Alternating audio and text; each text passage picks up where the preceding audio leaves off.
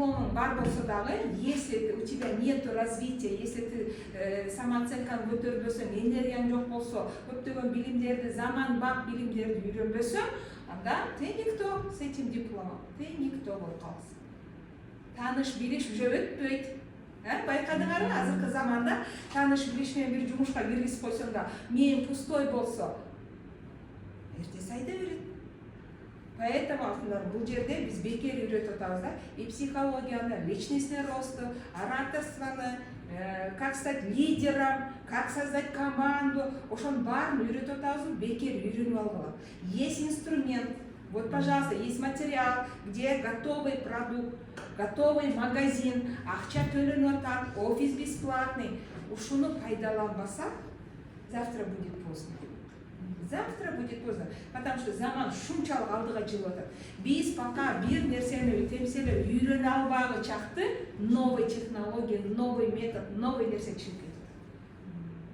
Мисалы, я помню, жаңы Инстаграм чыкканда, ой, азыр эстесем уялам да, Инстаграмды эмнеге иштетет экенин билбейт элем. Ачып алгам. И знаете, мен ал жерге эмне киргизгенмин?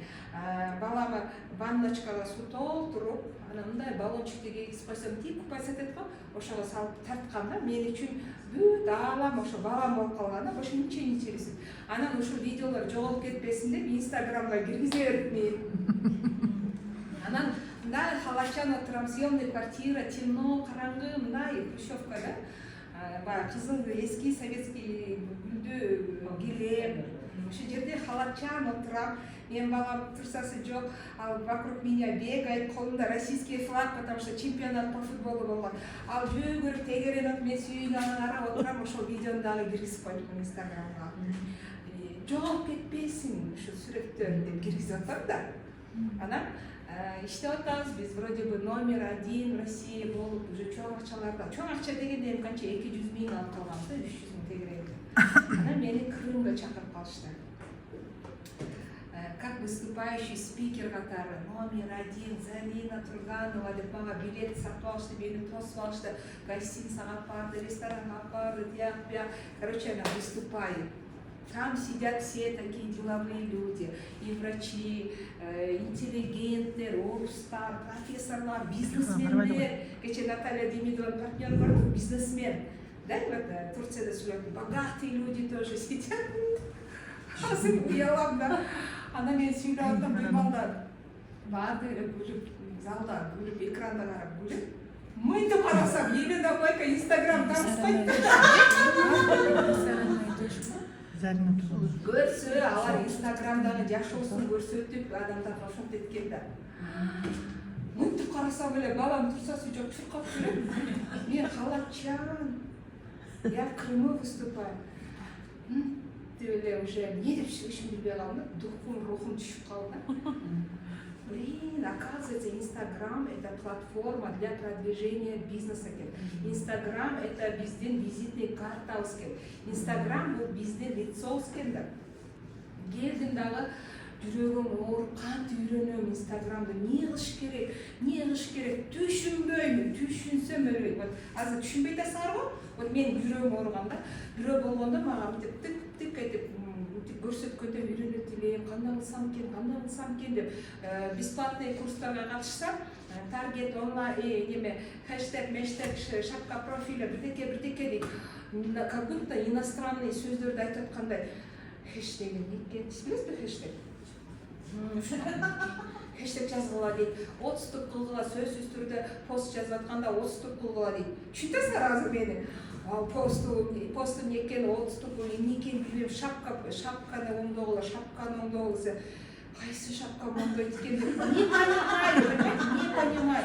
Мен кадимкидей жүрөгүм кеткен да, жүрөгүм ооруп, переживать этип атам. Мен ошого переживаю. У нас работа идет, у нас работа кипит, обороты болуп атат, партнерлар чыгып атат. А у меня переживание, биз Инстаграмды түшүнбөй калып атабыз, замандан артта калып атканымды сезип атам да. Потому что крымскийлер, Наталья Демидованын, Фархаттын командасы, алар уже Инстаграмды өнүктүрүп, уже окуй баштаган, акчага окуп, алар уже четкий киргизе башташкан. Ал бир болду, алар постоянно без семинарга уже көбүрөөк чыга баштаган. Биздики алардан жакшы болуп атат, биздин наоборот күчтүү болуп атат. Бизде супервайзер, менеджерлер патрап чыгып атат, биз көбүрөөк айлык алып атабыз. Но мен ошондо айткам да, Фарида, она помнит, наверное, биз жакында номер 1 болбой калабыз, ушу темпте кетсек, биз номер 1 болбойбуз уже деген. Почему? Потому что заман бак, биз өспөй аткенбиз, Инстаграмдан өспөй атабыз, бул бир. Экинчиден, биз семинарга барбай атабыз, биз өспөй атабыз. Таарабырак менен эле адам байыбайт, алоэни сатканда байыбайт. Биздин кыргыздар до сих пор эмнени ойлоп атат? Сатыш керекпи, сатыш базарский метод болуп калды. Алып, сатып деп ойлойт адамдар. А на самом деле это по-другому. Это масштаб, намного масштабнее. Мисалы, Миклаш Беркештике, биздин акчалар ерунда, вот то, что вот сейчас мы показывали, это все ерунда. 100 000 деген бул не деген акча бүгүнкү күндө, не келет 100 000ге? Кече биздин квартирага барганда Миргүл неме деп сүйлөгөн бар экен, спонсордун үйүнө келдик, мечтать этип жуксун деп. Андан мурун 400 000 алып атабыз деген видеосу бар. И бирөө жазыптыр. 400 000 алып атсаң, эмнеге мечтать этип атасың? Ала албайсың дейт. Значит, ал адамдын 400 000ди эсептей албайт. 400 000 менен ошондой квартира алыш үчүн это сколько лет надо копить, жебей ичпей. Миллион сом квартира алаттым дейт. 400 000 адам месте батпайт. Ал эме представьте, 30 000, 40 000, 50 000 алып аткандар насколько лет позади калып калат. Дома дорогие, машины дорогие, одежда дорогие, билим берүү дорогой, мектептер дорогой. Еще без мейз өстүргүбүз келбейт. Не хотим еще двигаться. Почему? Потому что заман быстрым темпом алдыга чыгып кетип атат. Раньше, например, радио чыкканда за несколько лет охват кылган экен территорияны. Ар бир адам үйүндө радио болуш үчүн это несколько лет, где-то 20 лет дейби, көп жыл убакыт кеткен экен. Телефон чыкканда тоже, телевизор чыкканда тоже андай быстро темп кеткен эмес экен. Акыры, вы помните, илгери айылда кошуналардын үйүнө барып сериал көрүшөт деп? Это илгери эмес, вот это было недавно, 90-е годы. Телевизорду таркатыштагы анчалык тез кеткен эмес экен. Потом стационарный телефон, домашний телефон тоже не у всех был, да? У богатых был. А бүгүнкү күндө настолько быстро бардык нерсе быстро таркап атат. Вот интернет самый быстрый таркаган интернет. И поэтому заман алдыга бызылдап эле кетип атат.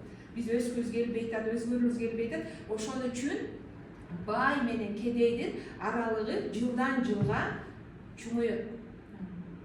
Мен ошол нерсени китептен окуганда мен таң калгам да. Коркуп кеткем, значит, үйрөнүш керек, өсүш керек, заман бар. Много со временем деп уккансыңар. Если эгерде много со временем жылбасаңар, кедей менен байдын аралыгы чоңое берет. Это уже деньгами неизмеримо, это уже временем измеримо дейт. Мен ошону окуганда мен коркуп кеткем. И так кембагал болуп жүрөбүз, и так үй ала албай эмселеп, айлыктан айлыкка выживать этип жүрөбүз. А тут еще неме болот да. Ошондон кийин баягы слуга, прислуга, обслуживающий персонал с удовольствием барасың дейт. Намыс, памыс ал жерде уже ойнобойт, уже акча табыш үчүн любой жумушты кыласың деген нерсени окуганда мен бул жерде уже алоэни саткандан уялам, бирөөгө айткандан уялам дегендер жыйыштырып сыйырып салам да. А лучше азыр мен алоэ бизнести предлагать этейин, лучше мен азыр үйрөнөйүн, чем потом я буду прислугой у богатых людей. Тура? Что лучше? Поэтому много со временем жылбасак артта калып каласың. Это очень плохо. Это страшно. Интернетте үйрөнө албайм, үйрөн. СММщиктер бар, акча төлөө, үйрөн. Бизге азыр мен үлкүм келет, алтынчы канча төлөө окуганбыз баягы Игорь деген. 5000 төлөгөнбүз, 5000 үчүн чоң акча болгон. Ал бала башка областта жашайт экенде, бизде таң атканда ал уктап аткан болот экен да, кыскасычы. Анан почему не отвечаешь, не говорит, мына деп жок жазабыз урушабыз сөйбөбүз. Анан түнү ал жазат экен, у меня есть свойство по ночам спать. Бизге задание берет, мынтип пост жазгыла. Что такое пост дейбиз? Ничего не понимали. Бизге ошентип үйрөткөн. Мынантип жазгыла, мынантип хэштег деген, мынандай решетка, мынандай голосовой жөнөтөт. Голосовой жөнөтүп биз еще ага акча төлөдүк. Азыр Кудайга шүгүр, азыр